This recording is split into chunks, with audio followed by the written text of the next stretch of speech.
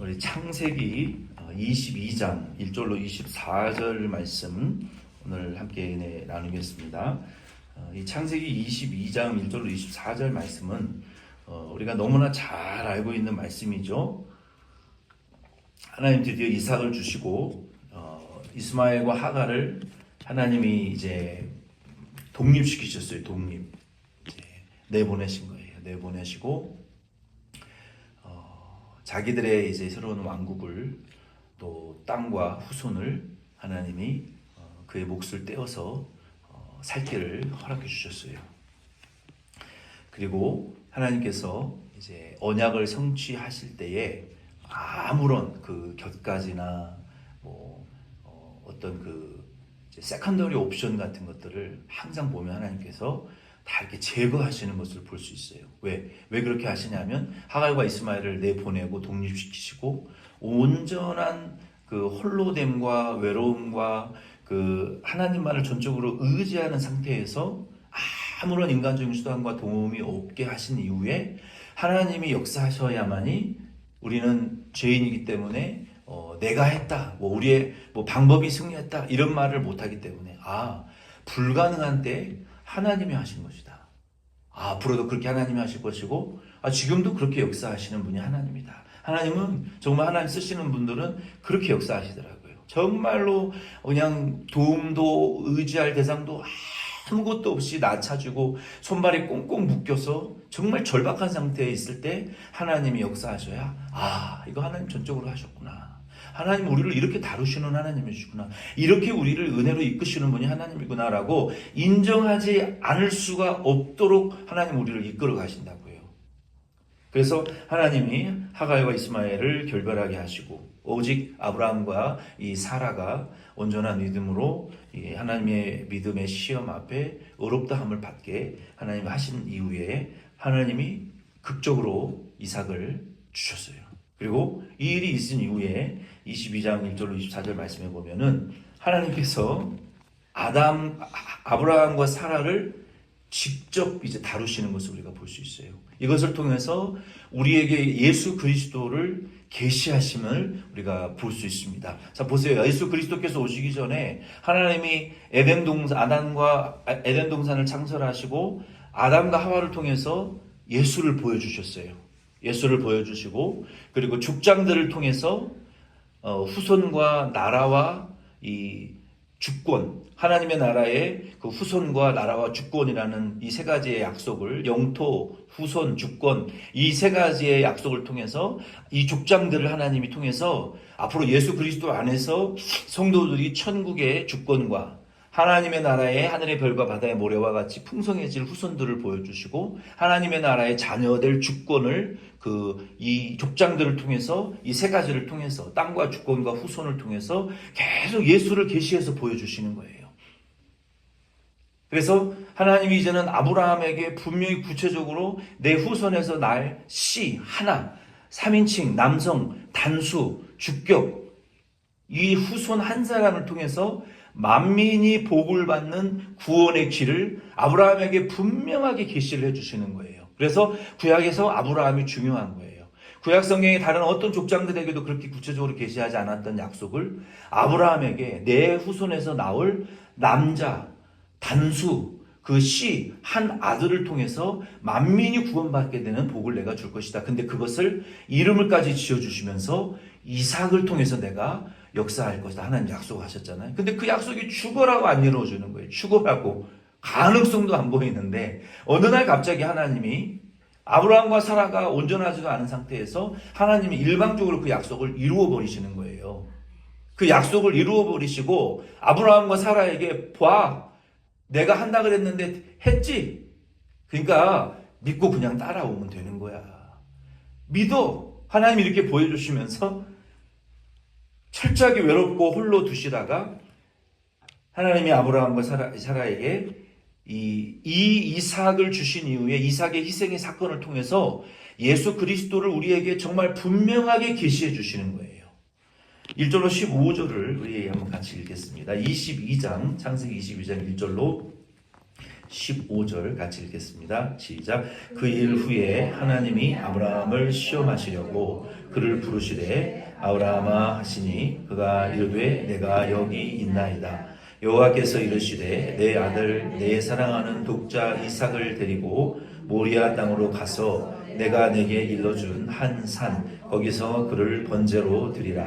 아브라함이 아침에 일찍이 일어나 나귀의 안장을 지우고 두 종과 그의 아들 이삭을 데리고 번제에 쓸 나무를 쪼개어 가지고 떠나 하나님이 자기에게 일러주신 곳으로 가더니 제3일에 아브라함이 눈을 들어 그곳을 멀리 바라본지라. 이에 아브라함이 종들에게 이르되 너희는 나귀와 함께 여기서 기다리라. 내가 아이와 함께 저기 가서 예배하고 우리가 너희에게로 돌아오리라 하고 아브라함이 이에 번제 나무를 가져다가 그의 아들 이삭에게 지우고 자기는 불과 칼을 손에 들고 두 사람이 동행하더니 이삭이 그 아버지 아브라함에게 말하여 이르되 내 아버지여 하니 그가 이르되 내 아들아 내가 여기 있노라. 이삭이 이르되 불과 나무는 있거니와 번제할 어린 양은 어디 있나이까. 아브라함이 이르되 내 아들아 번제할 어린 양은 하나님이 자기를 위하여 친히 준비하시리라 하고 두 사람이 함께 나아가서 하나님이 그에게 일러주신 곳에 이른지라. 이에 아브라함이 그곳에 제단을 쌓고 나무를 버려놓고 그의 아들 이삭을 결박하여 제단 나무 위에 놓고 손을 내밀어 칼을 잡고 그 아들을 잡으려 하니 여호와의 사자가 하늘로부터 그를 불러 이르시되 아브라함아 아브라함아 하시는지라. 아브라함이 이르되 내가 여기 있나이다 하매 사자가 이르시되 그 아이에게 내 손을 대지 말라. 그에게 아무 일도 하지 말라. 내가 내 아들 내 독자까지도 내게 아끼지 아니하였으니 내가 이제야 내가 하나님을 경외하는 줄을 아노라. 아브라함이 눈을 들어 살펴본즉 한 숫 양이 뒤에 있는데 뿔이 수풀에 걸려 있는지라. 아브라함이 가서 그 숫 양을 가져다가 아들을 대신하여 번제로 드렸더라. 아브라함이 그 이 땅 이름을 여호와 이레라 하였으므로 오늘까지 사람들이 이르기를 여호와의 산에서 준비되리라 하더라. 여호와의 사자가 하늘에서부터 두 번째 아브라함을 불러 아멘. 15절까지 읽겠습니다. 1절로 이 15절 내용을 우리가 너무나 많이 들었고 많이 우리가 알고 설교되어지는 본문이고 아마 창세기에서 가장 드라마틱하게 하나님께서 이삭을 잡아서 죽여서 피 흘려 번제물로 드리라고 하신 이후에 하나님이 그의 믿음을 인정하시고 그 뿔이 걸려서 예비되어져 있던 그 숫 양이 하나님에게 예비된 산에 예비된 예물로 여호와 이레 하나님에게 제물로 올려지게 되고 결국은 하나님이 아브라함의 믿음을 인정하시고 하나님이 준비해 놓으신 모든 그 이 모리아 산의 그 연극 무대와 같은 곳에서 아브라함은 시험에 내던져졌어요. 근데 하나님이 그를 보시고 모든 것을 예비해 놓으시고 아브라함이 어떻게 하나 보시고 아브라함이 거기에서 아름답게 시험을 통과하는 모습을 우리에게 보여주시는 거예요. 그리고 인정하시고 축복하시고 또 영광 받으시는 하나님. 하나님이 이 모든 일을 역사하셨는데 이 모든 일에 대하여 1절로 15절 말씀 중에서 우리는 소위 이 아브라함과 같은 상황에 처할 때 성경은 우리는 이런 상황들을 시험이라는 단어라고 우리는 많이 배웠어요.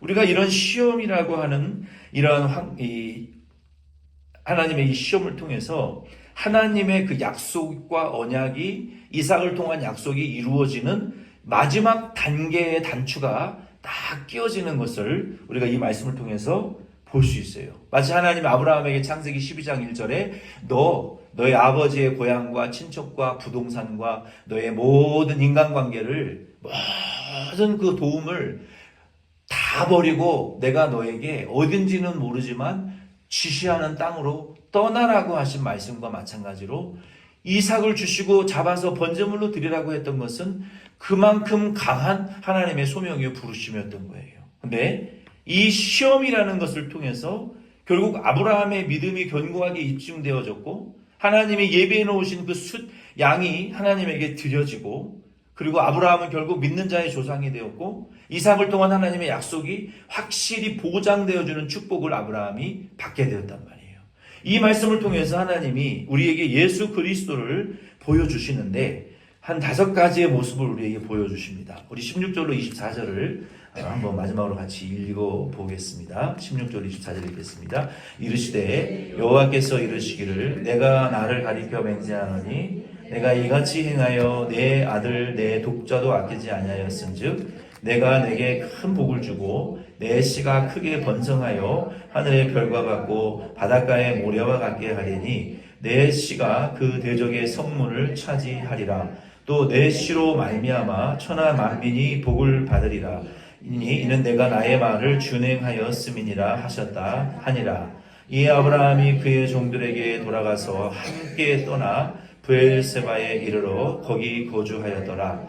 이 일 후에 어떤 사람이 아브라함에게 알리어 이르기를 밀가가 당신의 형제 나홀에게 자녀를 낳았다 하였더라. 그의 맏아들은 우수요 우수의 형제는 부스와 아람의 아버지 그무엘과 게셋과 하소와 빌다스와 이들락과 부두엘이라. 이 8사람은 아브라함의 형제 나홀의 아내 밀가의 소생이며 부두엘은 리브가를 낳았고 나홀의 척 르우마라 하는 자도 데바와 가함과 다하스와 마야가를 낳았더라. 아멘. 이 성경을 우리가 볼 때 중대한 그 해석의 2가지의 원리를 우리가 기억해야 되는데 많은 원리가 있지만 성경이 오직 예수 그리스도에게만 적용되어지고 해석되어질 수 있는 본문이 있는가 하면 우리들에게도 동일하게 적용되고 해석되어질 수 있는 본문이 있어요. 이 본문 말씀은 그런데 우리가 착각하면 안 되는 것은 오직 예수 그리스도에게만 적용되어지고 해석되어져야 될 말씀이에요. 이 말씀을 우리에게 적용해서 해석하려고 하면은 문제가 생기는 거예요. 오직 예수 그리스도를 통해서 우리에게 주어지는 은혜가 우리에게 있는 말씀이 있고 우리에게도 직접적으로 다 적용되어지고 해석되어지는 말씀이 있어요. 그래서 우리가 마치 아브라함과 우리의 아들들이 딸들이 이삭이 된 것처럼 성경을 바라보면 절대로 안 되는 거예요. 예수 그리스도 안에서 우리에게 주시는 은혜만을 바라봐야지 이 본문은 우리가 아브라함이 되고 우리가 직접 이삭이 될 수는 없는 본문이에요. 오직 예수 그리스도에게만 적용될 수 있는 본문이라는 것을 여러분 믿으시길 바랍니다. 우리 예수 그리스도께서 여기 아브라함과 희색의 제사를 통해서 우리에게 보여주시는 5가지 정도의 은혜가 있는데 그 첫 번째 은혜는 무엇이냐면은 아브라함이 이미 마음으로 이삭을 마음으로는 이미 심장을 찔러서 아브라함을 본제물로 피를 흘려 그리고 제물로 태워서 하나님 앞에 희생한 것은 로마서 8장 32절이나 요한복음 3장 16절 말씀에 보면 성부 하나님께서 독생자 아들 예수 그리스도를 우리를 위하여 아낌없이 희생하실 것을 우리에게 보여주시는 말씀이에요.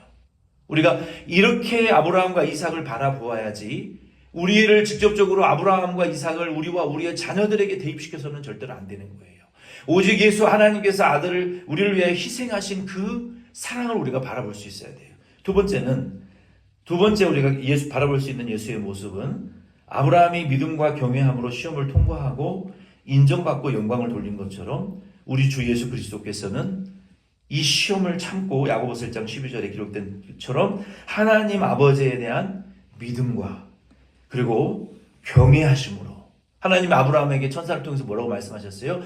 이제야 내가 나를 경외하는 줄 아노라. 인정하신 것은 예수 그리스도께서 경외하심으로 하나님에게 십자가 제단에서 당신의 택한 백성들을 위하여 대신 기도하시고 피 흘리시고 십자가를 지고 죽으신 그 온전한 제사를 하나님 앞에 드리시고 하나님이 로마서 1장 3절로 4절 말씀에 그의 제사를 받고 인정하심으로 말미암아 우리가 그 예수 그리스도 안에서 하나님의 자녀됨과 하나님의 나라의 그 시민권자 되는 것과 영생 없는 자녀의 권세를 우리에게 주시는 것은 오직 여호와 하나님을 예수 그리스도께서 경외하심으로 드린 그 제사에 대한 예수 그리스도에 대한 하나님의 인정을 우리에게 먼저 보여주시는 제사로밖에 우리가 바라볼 수 없어요. 세 번째는 이 이삭의 희생을 통해서 우리에게 보여주시는 예수 그리스도의 모습은, 이 순종은 아브라함이 새벽 일찍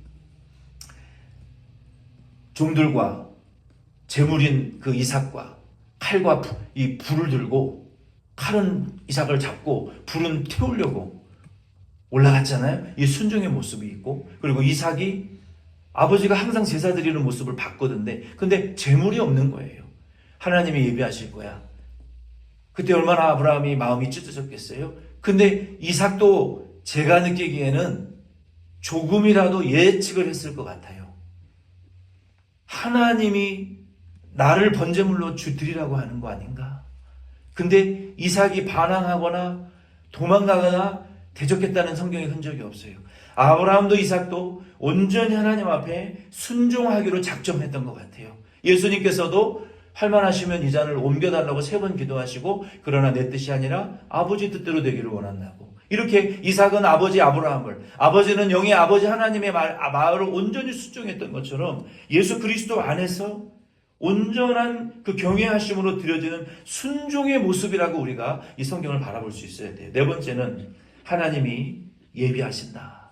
하나님이 모리아산도 제물도 예비하시고, 하나님이 예수 그리스도의 십자가를 예비하시고, 그리고 예수 그리스도의 죽으심과 부활을 예비하시고, 하나님이 그 어린 양을 준비해 놓으시고, 하나님이 모든 온전한 제사를 받으신 것처럼, 우리도 예수 그리스도 안에서 우리의 삶 속에 예수 그리스도께서 예비해 놓으신 모든 빛들의 아버지로부터 오는 좋은 은혜와 은사와 능력과 권세를 우리 예수 그리스도 안에서 우리에게 주시기로 약속했어요. 성령을 주셨고, 우리도 그 성령 안에서 우리에게 모든 필요한 것들을 하나님이 예비하신다라고 여러분 믿으시기를 바랍니다.